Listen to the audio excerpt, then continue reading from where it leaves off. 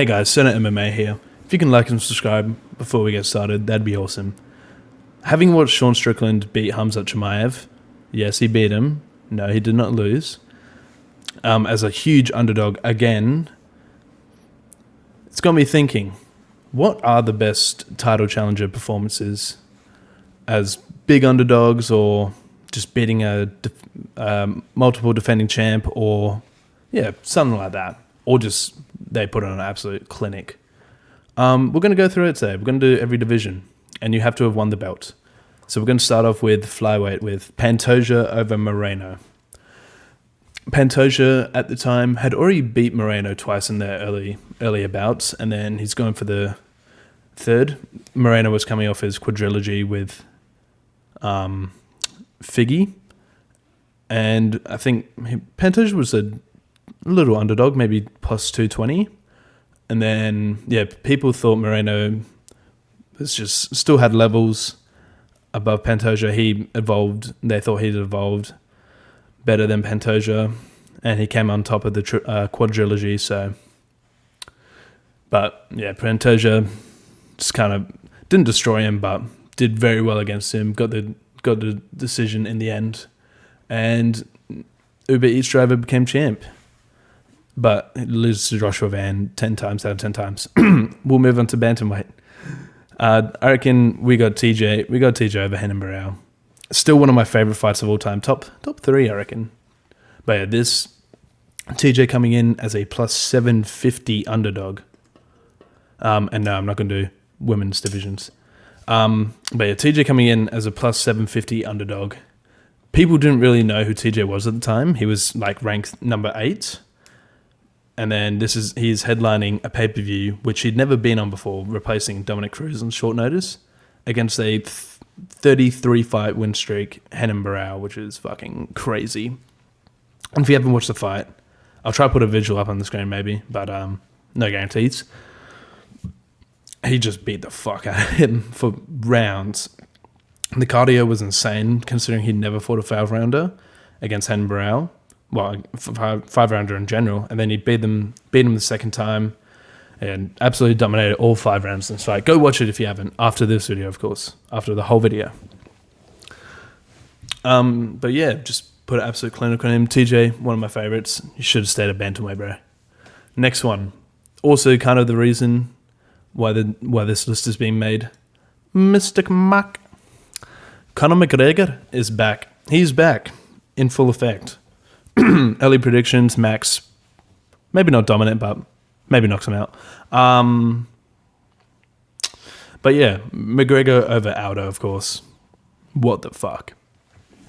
He was the favorite coming into the fight. I think maybe just a slight favorite. But the way he put out Aldo in 13 seconds with no...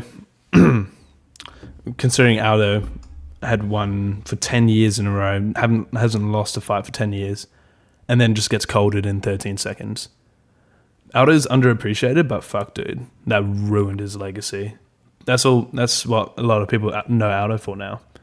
Just getting knocked out by McGregor in 13 seconds. But holy shit, at the time, I wasn't watching at the time, but yeah, that would have done numbers.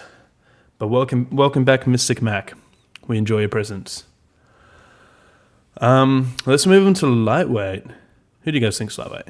We're going with Frankie Edgar over BJ Penn. Penn, at the time, on his lightweight tail, just looked unstoppable. Demolished literally like anyone, any legitimate contender in the lightweight division at the time. Frankie was a small, he's literally, he's a bantamweight. He's going up to the lightweight to fight for the belt. But, oops.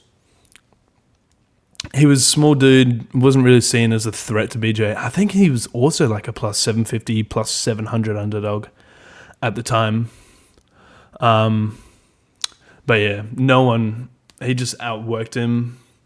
Great boxing in that fight. Go watch it if you haven't. Go watch all these fights after this if you haven't. The boxing was just too much for Penn. It was a fairly close decision, but Frankie got it in the end. Moving on to welterweight. I don't want to fucking put this guy in a positive tier list. Oh, he's not there.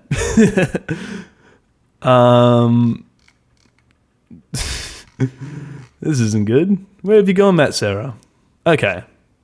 We'll get him down there. Matt Serra over GSP. Holy shit. Matt Serra got the title shot off of winning the Ultimate Fighter, and that season. Ooh, I should do an Ultimate Fighter video.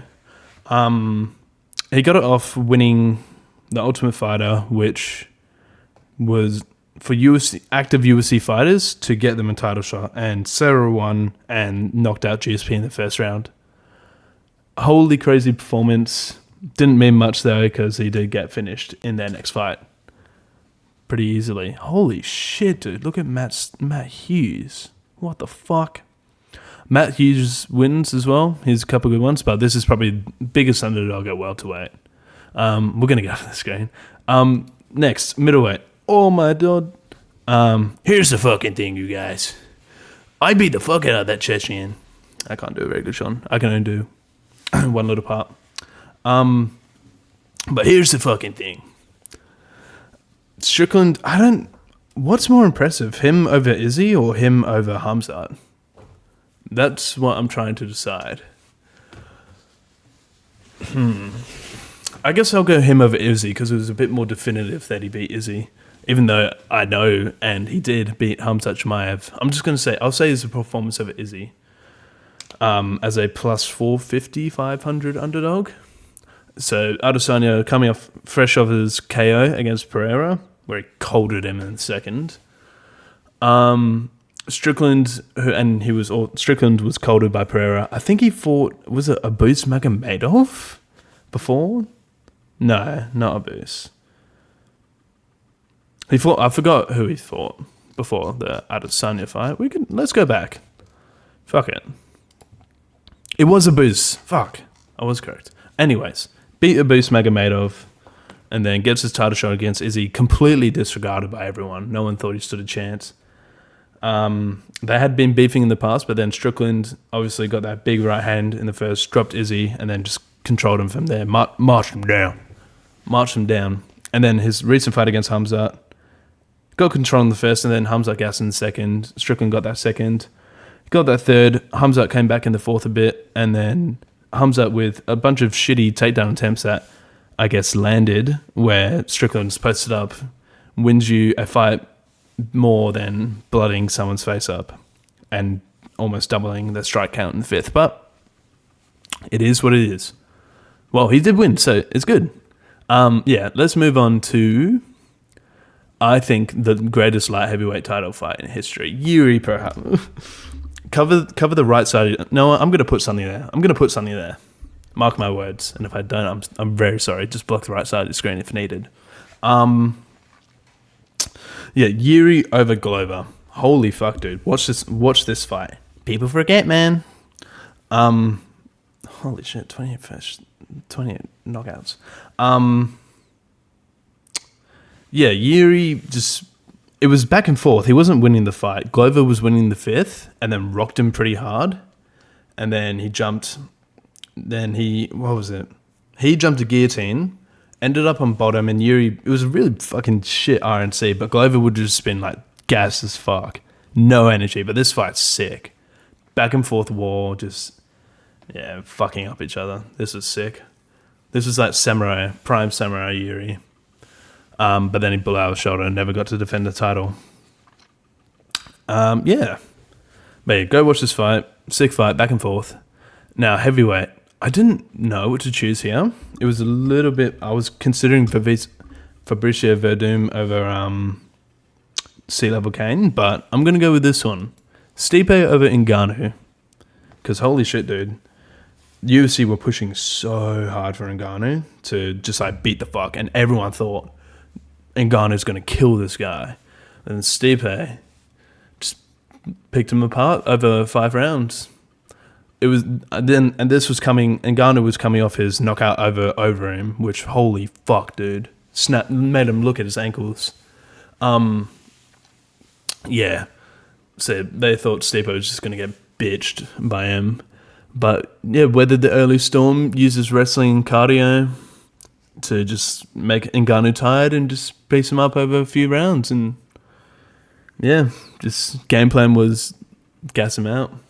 But yeah, this is a very lazy video. I'm very sorry. I know all 53 of you really care very much. Maybe 54 now. Hey, I don't know. But yeah, just a quick video because wanted to celebrate the return of Mystic Mac. I hope he fights. If he doesn't, I'll be sad, but I'm hoping he fights. I'll try and make another video this week because Tough 34 got announced. DC Bisping. What the bloody... Fuck, no, I can't do it. I'm not doing it. 75 subscribers now. I'll do my Michael Bisping impression. But yeah, no, I don't give a fuck about that tough season. I'll rank my favorite tough seasons though. What I think the best and the worst are. I can't do all of them because I haven't done all of them. But yeah, that'll be a new video. We'll see how that goes. Thank you guys. Like and subscribe.